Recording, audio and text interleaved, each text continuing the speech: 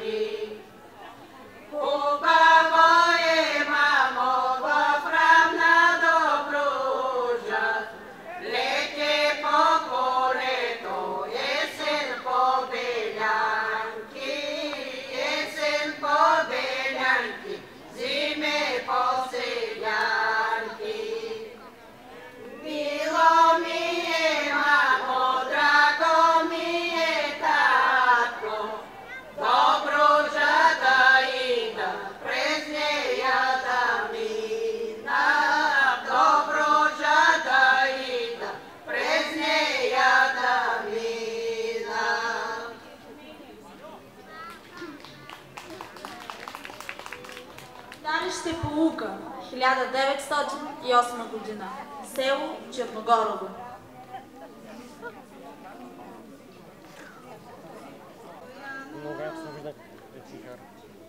Мама Стояна думаше, синолю, сино Стояне.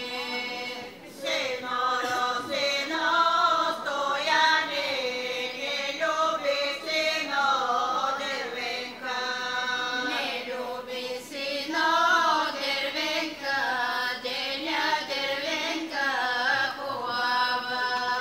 Деня Дервенка хубава.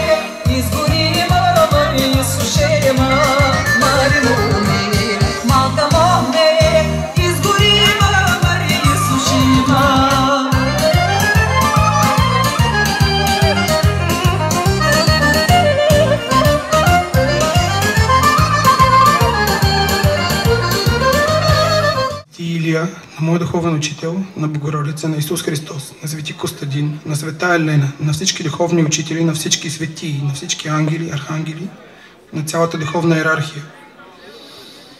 Благодаря за великите благословии, защитата, напътствието, ръководството, защото не веднъж ми минаваше през ум дали това нещо, което направим тази вечер, ще успеем да го изкараме до край. Те винаги ме побутваха напред и стигнахме до края. Благодаря. Амин. Сега направих си списък с хората, които помагаха и разрешаваха и даваха всички надежди, оптимистичното си, дали ще се справя. Да, ще се справиш, давай, дръж напред и това е така. Благодаря на Иво Димов, кмет на община Димитровград. Жив и здрав да е. Благодаря, Иво. Благодаря на Стефан Димитров. И той да е жив и здрав. Благодаря на Недев, на Неохим, на завод Вулкан, на фабрика Пролет, на модна къща Луси, на Гочо Желев от Амиго, на модна къща Нели, на Дайди дърва за Огрев, на Слави, на Владо Сервис, на Мемико, на Росен, на Елена, на Кристиян, на Кремена, на Валя, на Бончо, на Вела, на отец Георги. Благодаря на медиите, на Милена Сайдзовенини Дегинус, на Таня Вълчева от Димитровград БГ Вести, на Росен от телевизията, на Живка от Дарик Радио и на всички до един, които в момента не са ми в списъка.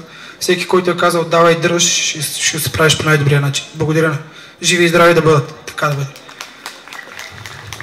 Сега моля аплодисменти за Иво да... Иво, заповядай.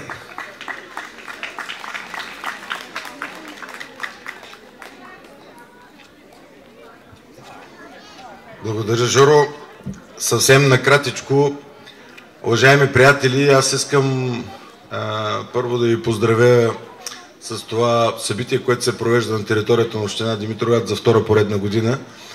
Не знам дали е случайно или не, че две такива събития в България, едното, разбира се, доста по-грандиозно и по-мащабно на връх Рожен, и това тук в Димитровград се провеждат по едно и също време, но знам, че подобни събития ни карат да се чувстваме горди, да се чувстваме българи и да не забравяме българското. Разбира се, веднага искам да благодаря на Жоро за нестихващия ентусиазъм и желание за организация и за провеждане на такъв тип фолклорни събития на този събор. Аз съм очарован от желанието, което той проявява. Очарован съм от всичко, което прави, от този ентусиазъм, който кипи в него, и наистина му благодаря. Най-малкото, което община Димитровград може да направи, включително и аз, е да му помогнем наистина такива подобни събития да се случват. И най-важното, благодаря на всички вас, на всички участници, които са тук, защото именно такъв тип събития, именно подобни прояви, отново казвам, ни карат да се чувстваме българи и да помним българското, предавайки го за поколенията напред.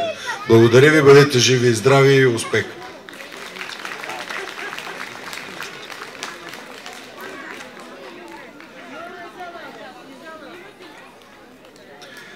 Едно писмо от организаторите на събора Угър до жителите и гости на Димитровград. Уважаеми съграждани, щастлив съм, че днес имам възможността да присъствам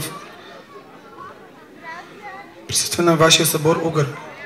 Българският народ е изстрадал, преживял и надживял всички имперски присъствия, но винаги е пазил своята вяра и духовност. Успели сме да съхраним топлотата и традициите си. Вярвам, че и занапред след как гордо ще наричаме себе си българи. Така да бъде. На вечерите на големия християнски празник Илин ден, когато почитаме светия пророк Илия, искам да пожелая на всички ви здраве, благоденствие, светлина, бъднини, щастие и изобилие. С уважение, Стефан Димитров. Аплодисменти за него. Благодаря.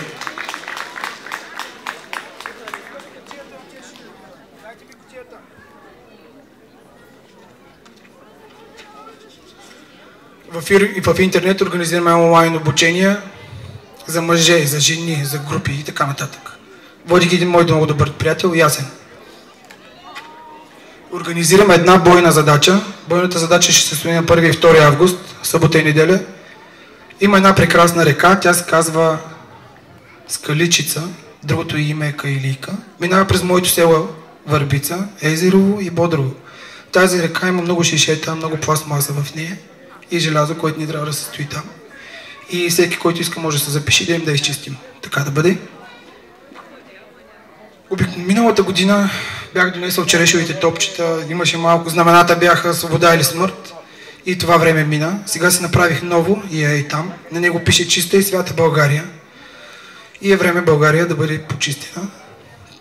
Нека всеки я почисти така, както усеща в себе си. Дали ще чистиш, дали в мислите ще си подредиш. По волята на Бог, благословена и възстановена и защитена да бъде България и българската земя. Нека всяка военна техника и всяко военно решение и мисъл се върнат там, откъдето са тръгнали. Така казах, така да бъде. Това е България. Благословени да бъдат всички.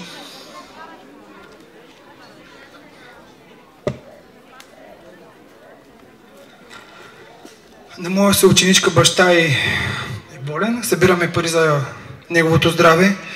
Моите приятели и аз ще организираме каквото си поискаме и ще правим добро колкото можем. И затова на този човек Янчо Пенев Иванов, който е болен. В момента няма да казвам от какво е болен. Ей, там има една кутия. Който иска може да остане 20 стотинки, лев, 20, 30. Нищо да не съм забравил. Някой още?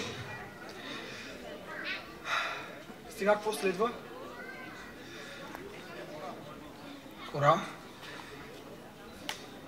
Павка, пускай правото хоро, следващото тракийско хоро. Момент! Днес е Васил Левски. Днес е роден Васил Левски. Благодаря.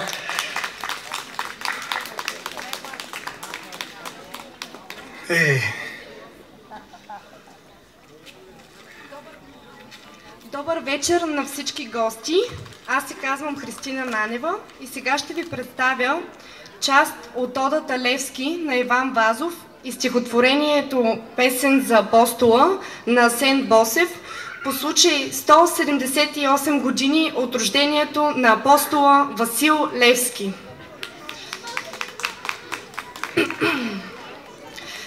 Той беше безстрашлив. Той беше готов 100 пъти да умре на кръста Христов, да гори кът Хуса или кът Симона, за правдата свята да мре под триона. Смъртта бе за него и приятел, и брат. Зашил беше тайно в ръкава си яд. На кръста му вярно оръжие висеше, за да бъде страшен, кога нужда беше. Той не знаеше отдих, ни мир, нито сън. Обърнал се беше на дух, на огън. Думата си цяла лейше в едно слово. И там се четеше и укор, и гняв, и душа упорна, и железен нрав. Той беше невидим, фантом или сянка. Озове се в черква, мерне се в седянка. Покаже се, скри се, без знак и без след. Навсякъде гонен, всякъде приет. Веднъж в събрание, едно многобройно, той влезна внезапно, поздрави спокойно и лепна плесница на един подлец и излезе тихо и с малки градец. Името му беше знак зарад тревога. Властта беше вредом, невидима, строга. Обсаждаше 20 града изведнъж, да улови тоя демон вездесъщ. От лице му мрачно всички се бояха. Селените прости светец го зовяха. Избрани, сгушени в тайни места, слушаха с трепет, зяпнали уста, неговото слово сладко и опасно, и тям на душата ставаше по-ясно. И семето чудно падаше в сърцата и бързо растеше за жътва богата. А османските потери, като кучетата зли, душили да го намерят с тъмни помисли стрели. Левски с тях се е разминавал, тук търговец, там овчар, тук с чалма ефенти ставал, там с кобила въглещар. Със соколов поглед виждал, крачел със сърце на лъв, свободата ни съзиждал, сред опасностите пръв. На бесило било бесен, но безсилен бил врагът. Възвишил се до песен, Левски, в стръмния си път.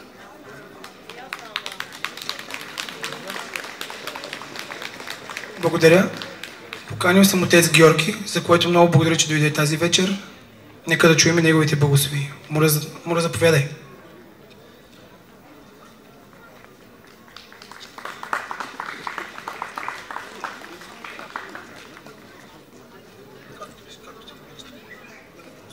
Добър вечер на всички. Радвам се, че много сме събрани тук заедно. За втори път отпразнуваме наистина един хубав празник български. Защото, бати си, всичко е символика, но всичко е истина. От този ден се казва, че Свети Илия взима своя мурлук и трябва да търси зимата. Дали, от тук почват, така горешниците свършват до Илинден, до празника на Свети Илия. Така на всички пожелавам, на организаторите на нашия Георги, един от двигателите на интензивния живот в град Димитровград. Той е един от тях. Така съвсем смело мога да го почертая.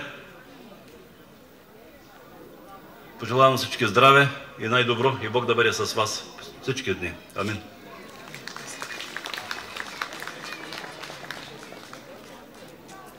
Сега почваме хората. Право хоро. Моите приятели, които не помня как се казва. Почвайте. Вие сте хората. Накрая искам да разбера всички как се казвате. Така трябва да свирите, че всички после да питат за вас. 3, 4. Thank you.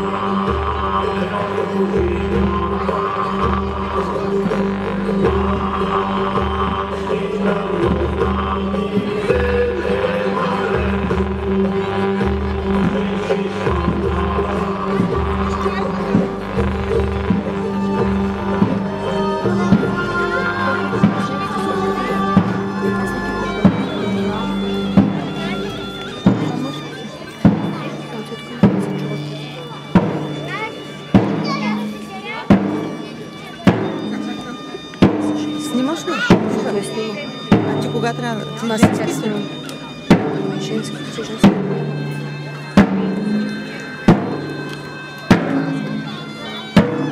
Те по-бавно.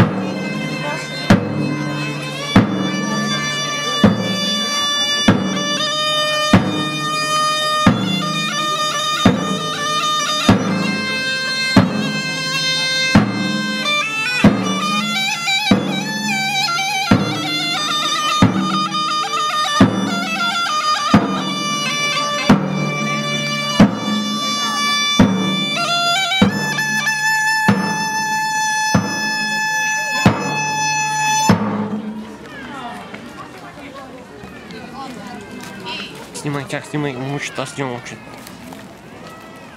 Върти го спокойно, няма.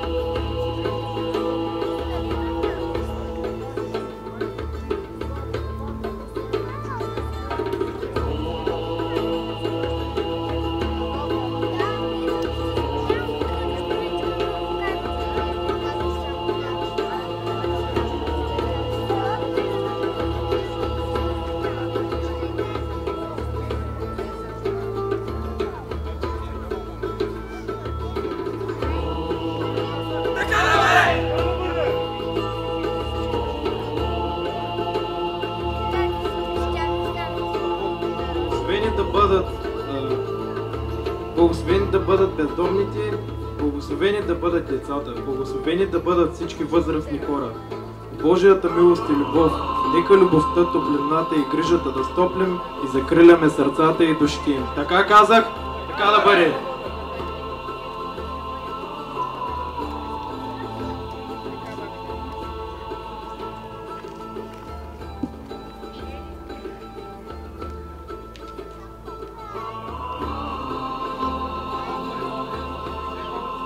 Прекрасните земи, които си му отдал, и му помагай при възраждането, което му предстои. Така казах! Така да бъде!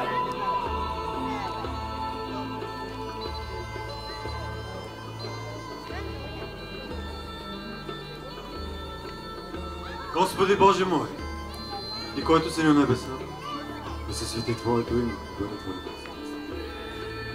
Тук, сега, сред всички хора, сред цяла България, сред себе си. Нека всички бъдат защитени, нахранени, изпълнени с изобилие, изпълнени с любов, светлина, мир, хармония и радост. Радост.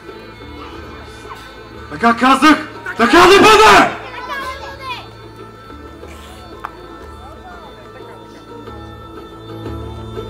Благословена да бъде България, благословен да бъде българският фолклорен ансамбъл, благословен да бъде всички святи и свещени места по българската земя, благословени да бъдат всички велики духовни учители, водещи българите по Божиите пътища. Така казах, така да бъде!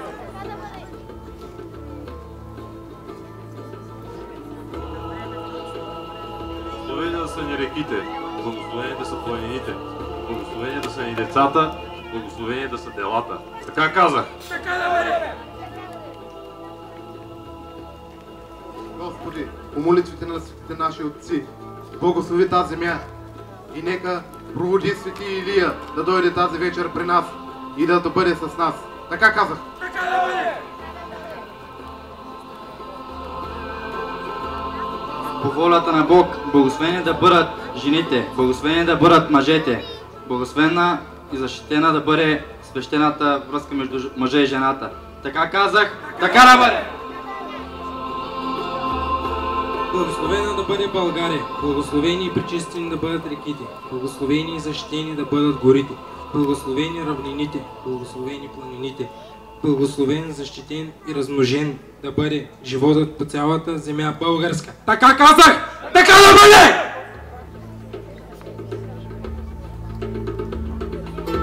Бъдете благословени, божествени синове и дъщери.